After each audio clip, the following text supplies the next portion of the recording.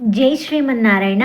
మార్గళి మాసంలో గోపికలందరూ ఒక్కొక్కరిని నిద్ర లేపుకుంటూ వెళ్తున్నారు కదా! ఈరోజు 12వ పాసురంలో ఒక విచిత్రమైన ఇంటికి వచ్చారు. ఆ ఇంటి ముందు అంతా బురదగా ఉంది. అది వాన నీళ్లతో వచ్చిన బురద కాదు, పాలతో ఏర్పడిన బురద. అసలు అక్కడ ఏం జరుగుతోంది? ఈ పాసురంలో ఆండాళ్ తల్లి మనకు ఏ రహస్యాన్ని చెప్తున్నారో తెలుసుకుందాం రండి. లక్ష్మణస్వామి వలె శ్రీకృష్ణుని ఎడబాయకుండా నిరంతరం కృష్ణానుభవాన్నే కోరుకునే, తమలో తమ స్వధర్మాన్ని కూడా త్రోసిపుచ్చే ఒక గోపికుని చెల్లెలిని మేల్కొల్పుతున్నారు. గోపాలురు గోపికలు కృష్ణ సేవలో అంతరాయం కల్గనంత వరకే తమ స్వధర్మాలను ఆచరించేవారు.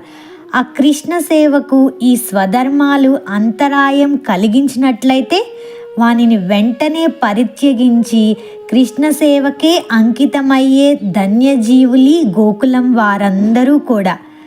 ఈ గోపిక కూడా ఇట్టి భావసంపద కలిగినదే.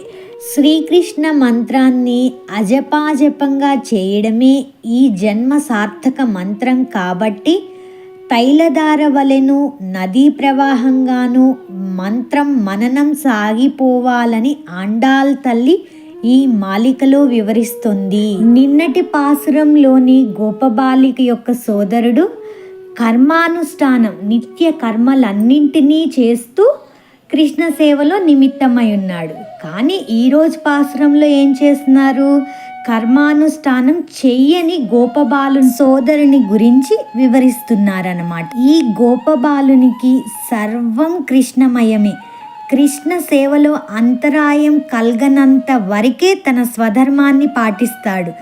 కృష్ణ సేవకు కావలసినంత మటుకే తన ధర్మాన్ని నిర్వర్తించి అనంతరం ఇంకా కర్మానుష్ఠానాన్ని త్యజించిన వాడనమాట ఈ గోపబాలుడు. ఈరోజు పాసురం లక్ష్మణుడి కర్మ విధానం గురించి చెప్తారనమాట. భగవద్గీత 2వ అధ్యాయంలో మనకు భగవంతునికి మధ్యవర్తిగా ఉండే దివ్య జ్ఞానం కల మహనీయుడు ఎట్లా ఉంటాడో అతని జ్ఞాన దశని 4 స్థితులుగా వర్ణించబడి ఉంది. ఒక్కో స్థితిని వివరిస్తూ 4వ స్థితికి చేరిన వ్యక్తిని స్థితప్రజ్ఞుడు అని చెప్తుంది.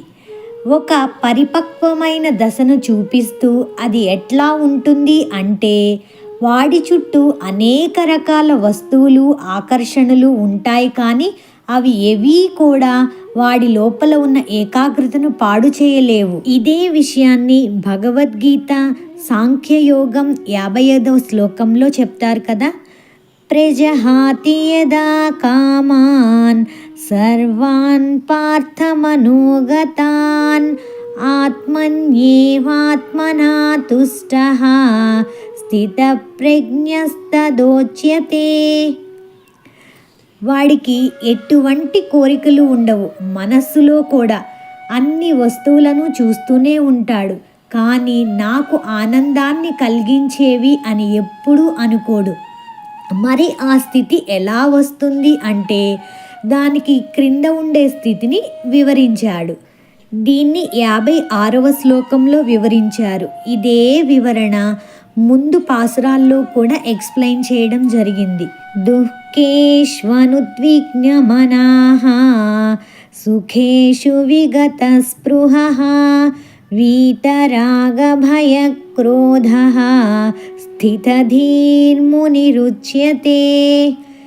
ఈ దశలో చుట్టూ ఉండే వస్తువుల గురించి తెలుసు, కానీ మనస్సు వాటి యందు ఉంచకుండా సాధన చేస్తాడు. ఇది 2వ దశ.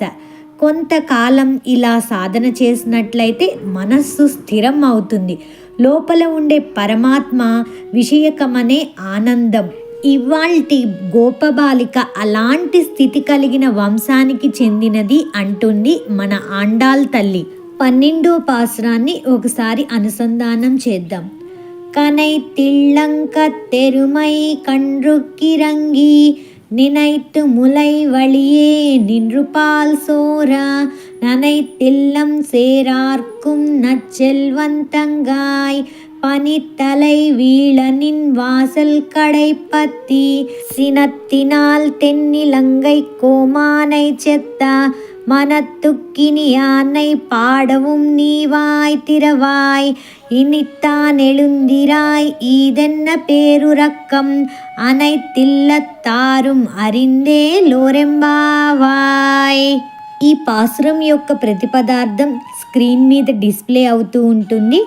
దాన్ని కూడా అందరూ గమనించగలరు. ఇళంకత్తెరుమై లేత దూడలు కలిగిన గేదెలు కనైతూ అరుపు వినిపిస్తుంది. ఎందుకంటే వాటిని పట్టించుకునే నాథుడే లేదు. వాళ్ళంతా కృష్ణ సేవలో నిమగ్నమై ఉన్నారు. కండ్రుక్కిరంగి దూడ విషయంలో జాలి తలచి తనంతట తానే నినైత్తు దూడ వచ్చిందని భావించి ములైవరియే పొదుగుల గుండా నిండ్రుపాల్ సోర ఏకధారలుగా పాలు ఇస్తున్నాయి. ననైత్తిల్లం ఇల్లంతా తడిచిపోయి సేరార్కుం అంతా బురద అయ్యింది. ఈ గోపబాలిక సోదరుడికి కృష్ణుడంటే అమితమైన ప్రేమ. అందుకే తన నిత్య కర్మలను వదిలి కృష్ణుడి వెంటే ఉండేవాడు. లోకంలో కర్మలు 2 రకాలుగా ఉంటాయి. ఒకటి లక్ష్మణుడి కర్మ, రెండవది భరతుని కర్మ. ఇక్కడ లక్ష్ముడు రాముణ్ణి విడిచి ఉండనని రాముడు వద్దన్న ఆయన వెంటే వచ్చాడు. తన రాముని సేవలో మరిచి నిత్య కర్మలను పెద్దగా చేసేవాడు కూడా కాదు. అదే భరతుడు రాముని ఆజ్ఞతో నందిగ్రామంలో ఉంటూనే రాజ్యపాలన చేశాడు. నిత్యకర్మలను పాటించేవాడు. ఇక్కడ మనం గమనించాల్సింది, భరతుడు నిత్య కర్మానుష్ఠానం చేసింది రాముని కోసమే. లక్ష్మణుడు నిత్య కర్మలను మానింది రాముని కోసమే. నిన్నటి గోపిక ఇంట్లో వాళ్ళు నిత్య కర్మలు చేసినా అవి కృష్ణుని కోసమే. ఈరోజు గోపబాలిక ఇంట్లో వారు నిత్య కర్మలు వదిలినా అవి శ్రీకృష్ణుని కోసమే. నిన్నటి పాసురంలో ఎంతో గోసంపద ఉన్నది. ఆ ఒక్క గోప బాలుకుడే ఈ మొత్తం మందల గోవుల యొక్క పాలని పితికే అంత స్తోమత ఉన్న గోపబాలుడు అని చెప్పారు. ఇక్కడ ఏంటి, ఈ గోపబాలుడు ఎట్లాగా అంటే కృష్ణునికి ఎంత పాలు అవసరమో అంత పాలు మరికే, అంటే భగవంతునికి ఎంత అవసరమో ఆ పాలను వరకే సేకరించేవారు. మిగిలిన పాలని అలాగనే వదిలేసేవారు గేదెల నుంచి పిండకుండా. ఏమైపోయేది, గేదెలకి ఆ పాలన్నీ ఎక్కువైపోయి చనుబాలల నుంచి తట్టుకోలేక అరుస్తూ ఉంటే గేదెలు ఊహించుకుంటున్నాయి, దూడలు మా దగ్గరికి వచ్చి తాగుతుంటున్నాయి అని ఊహించుకుంటూ ఆ గేదెలన్నీ ఏం చేస్తున్నాయి, ధారాపాతంగా పాలని వర్షంలాగా స్రవిచ్చేస్తున్నాయి అన్నమాట. ఇప్పుడు అర్థమైందా, నిన్నటి గోపబాలుడు కర్మానుష్ఠానం అంటే తను రోజువారీ చేయవలసిన పనులను చేస్తూ కృష్ణతత్వంలో ప్రేమలో మునిగి ఉండినవాడు. ఈరోజు గోపబాలుడు కర్మానుష్ఠానం చేయనివాడు, అంటే నిత్య కర్మలు చేయడు. కృష్ణ ప్రేమకి ఎంత కావాలో, కృష్ణునికి ఎంత కావాలో అంతవరకే చేయగలిగి అతను కృష్ణ తత్వంలో మునిగిపోయిన వాడనమాట. ఆ ఇద్దరికి డిఫరెన్స్ ఇదే అన్నమాట. నచ్చెల్వన్ తంగాయ్, ఏం సంపదలు కలిగిన వాడి చెల్లెలా, ఆండాల్ లోపలున్న గోపబాలికను గొప్ప జ్ఞానిగా భావిస్తుంది. జ్ఞానులైన మహనీయులు వారు తామంతట తాము భగవద్ జ్ఞానాన్ని అనుభవిస్తూ తమపై జాలితో మనకు ఉపదేశిస్తూ ఉంటే మన దేహం తడిచి లోపల మనలోని హృదయం ద్రవించేట్టు చేసి మనం కూడా భగవంతుణ్ణి అనుభవించేట్లు చేస్తుంది. సో ఇప్పుడు అర్థమైందా, ఈరోజు గోపబాలుడు ఎటువంటి కర్మ విధానం, లక్ష్మణుడు చేసినటువంటి కర్మ విధానం చేశారు అని అర్థం చేసుకోవాలి. పని తలై వీరా, మంచుతో పైన తడుస్తున్నాం, ఏం స్థితి వచ్చిందమ్మా మాకు, 3 ప్రవాహాలుగా మేం కొట్టుకుపోతున్నాం. క్రిందేమో చెప్పండి ఏముంది క్రింద, ఇందాక మనం చెప్పుకున్నాం కదా, గేదెలు అన్నీ ఆ పాలు ఎక్కువైపోయి ఏం చేస్తున్నాయి, పాలని వర్షంలాగా కార్చేస్తున్నాయి అని చెప్పుకున్నాం కదా. అదే క్రిందేమో పాల ప్రవాహం, పైనేమో మంచు కురుస్తుంది. మరి మధ్యలో ఎవరు, వీళ్ళే మన గోపబాలికలందరూ ఆ హృదయాల్లో శ్రీకృష్ణుని కళ్యాణ గుణాల ప్రవాహంతో తడిచిపోతున్నాం. ఇక్కడ 3 ప్రవాహాల గురించి చెప్పారు. ఒకటి పాల ప్రవాహం, పైనుంచి మంచు ప్రవాహం, మధ్యలో శ్రీకృష్ణుని కళ్యాణ గుణాల ప్రవాహం. ఎక్కడ ఆధారం లేకుండా పోతుంది అంటే వాళ్ళు నుంచోడానికి కూడా ఆధారం లేకుండా ఉందంట. మరి నిన్ వాసల్ కడైపత్తి అమ్మ, నీ గుమ్మపు పైకప్పుని పట్టుకొని వ్రేలాడుతున్నాం. అయితే లోపలున్న గోపబాలికకు కృష్ణుడి ఆడపిల్లలను ఏడిపిస్తాడని కోపం ఉన్నట్లుంది. అందుకే ఒక స్త్రీని ఏడిపించినందుకు సినత్తినాల్ కోపంతో తెన్నిలంగై కోమాన్, అందమైన లంకా నగరానికి రాజైన రావణాసురుణ్ణి చెత్తం సంహరించి మనత్తు కినియానై, అందరి హృదయాలు దోచుకున్న మనోభిరాముని నామం పాడుతున్నాం. ఇక్కడ అదేంటండి, రాముడి కోపం ఎందుకు వస్తుంది? రాముడు అంటేనే సహనశీలుడు. ఆయన రాజ్యము రేపొద్దున రాజ్య పట్టాభిషేకం జరుగుతుంది అన్నా కూడా స్మైల్తోనే, అదే స్మైల్తో ఉన్నవాడు. లేదు వనవాసానికి వెళ్ళు అన్నా అంతే సంతోషంగా అంగీకరించి వెళ్ళినవాడు. అలాంటి రాముని కోపం రావడం ఏంటి అనిపిస్తుందా? ఏ సమయంలో వచ్చింది అంటే, తన మీద ఎన్ని బాణాలు వేసినా కోపం రానటువంటి రామచంద్రమూర్తికి తనని ఆశ్రయించుకొని ఉన్నటువంటి హనుమత్ స్వామి మీదకి బాణం వేయగానే కోపం వచ్చేసింది. వెంటనే బాణవర్షం కురిపించేశాడు, రాక్షసులందరినీ మట్టి కరిపించాడు, లంకాధీసుడైన రావణుణ్ణి కూడా సంహరించేశాడు. తనని ఆశ్రయించుకున్న వారు అంటే తనకి అంత ప్రాణమట.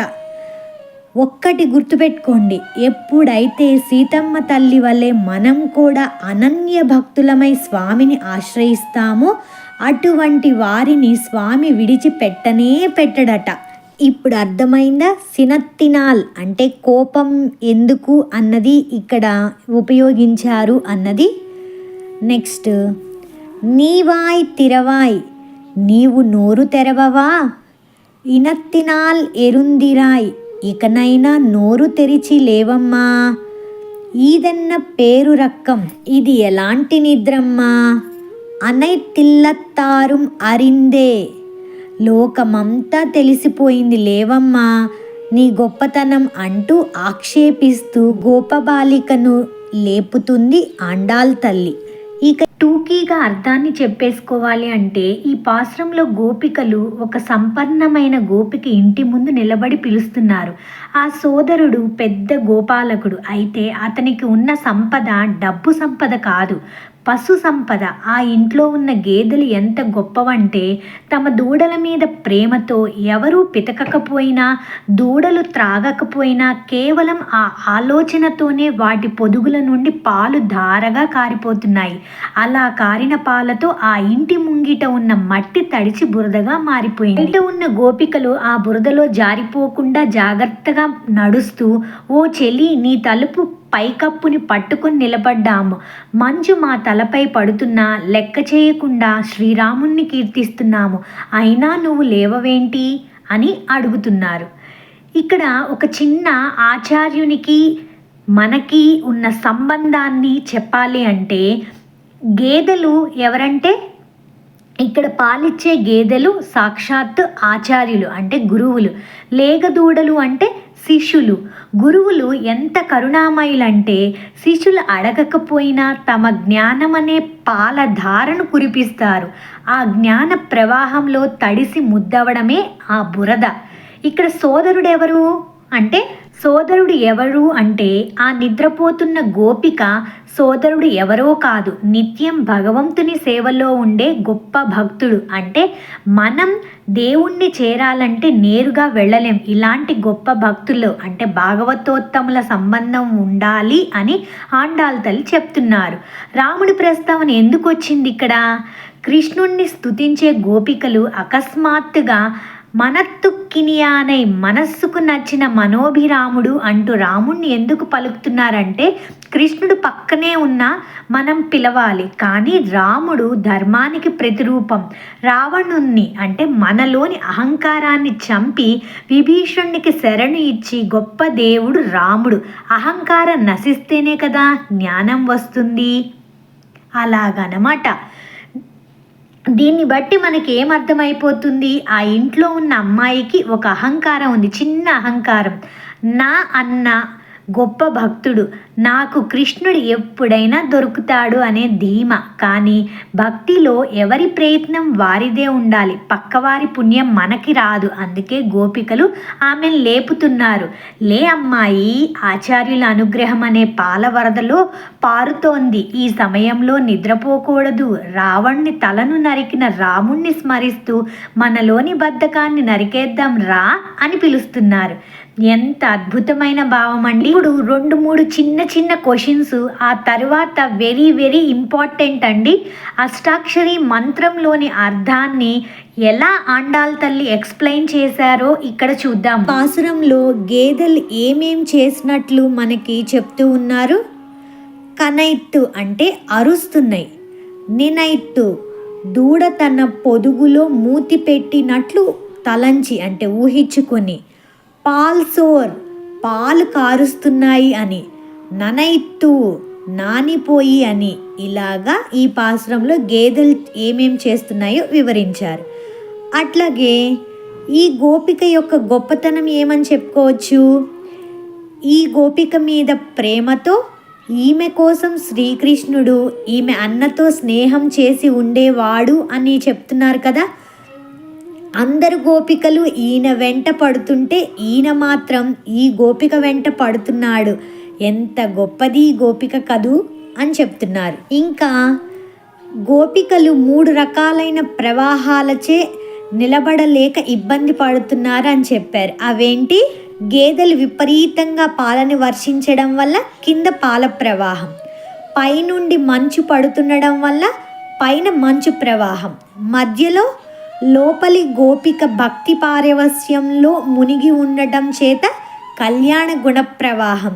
ఈ 3 ప్రవాహాలచే నిలబడలేక ఇబ్బంది పడుతున్నారని చెప్పారు కదా. మన పెద్దలు ఒక ఉపమానాన్ని చెప్తారు, అది ఒకసారి మనం గమనిద్దాం. దీని పిక్చర్ కూడా డిస్ప్లేలో వస్తుందండి, దాన్ని ఇమాజిన్ చేసుకొని వినండి, ఈజీగా అర్థమవుతుంది. పాసురంలో గోపికలు ఎలాగా నుంచున్నారు? కింద పాల వర్షంతో బురదగా ఉండడం వల్ల వాకిలికి దర్వాజాను పట్టుకొని నుంచున్నారు కదా, దాని గురించి వివరణ చెప్తున్నారు. 4 వైపులా ఉండే వాకిలికి ఎడమ చేతి కమ్మి తిరునారాయణ అష్టాక్షరి మంత్రంలో ప్రణవం అయిన ఓం అని, కుడివైపు కమ్మి ఏంటి? నారాయణ అనే దానికి గుర్తుగా. ఇంకేం మిగిలింది? అష్టాక్షరి మంత్రంలో నమః అంటే 2 అక్షరాలు న మహ. పైన దర్వాజాని నాగా, కింద మాగా అనుకోవాలి. గోపికలు ఎలాగ ఉన్నారు? పైన పట్టుకొని ఉన్నారు. ఈ గడప మీద తొక్కి పెట్టి పైన పట్టుకొని జారిపోకుండా తొక్కి పెట్టి పట్టుకొని ఉన్నారు. అంటే ఇక్కడ నా అనే అక్షరాన్ని పట్టుకొని మహా అనే అక్షరాన్ని తొక్కి పెట్టారు. అంటే ఏంటి? ఈ మహా అంటే నేను, నాది, అహంకార మమకారాలు వీటన్నింటినీ కూడా తొక్కిపెట్టి, నా అంటే నాది కాదు, ఇది నాది కాదు, ఈ శరీరం నేను కాను, దీంట్లో ఉన్న ఆత్మ నాది కాదు అంటే నేను నీకే చెందిన వాడిని అనడం నమః అన్నమాట. అలా నాని పట్టుకొని మహాని తొక్కిపెట్టి అనన్య ప్రయోజతమై అనన్య గతితులమైన నీ ఇంటి ముందు వచ్చాం. ఇప్పుడు నువ్వు కాదంటే వేరే దిక్కు లేదు, అటువంటి స్థితిలో మేమున్నాం. మాలో ఉండే అహంకార మమకారాలను తొక్కిపెట్టి నీవే దిక్కు అని నీ దగ్గరకు వచ్చి నుంచున్నాం అని గోదా గోష్ఠి మొత్తం కూడా ఆచార్య పరిపూర్తి కలిగిన గోపబాలికను లేపుతున్నారు. చూడండి ఎంత అద్భుతంగా చెప్పారు స్వాపదేశార్థం. ఏవండి, మనం కూడా ఏ పని చేసినా నమః అనుకోవాలి.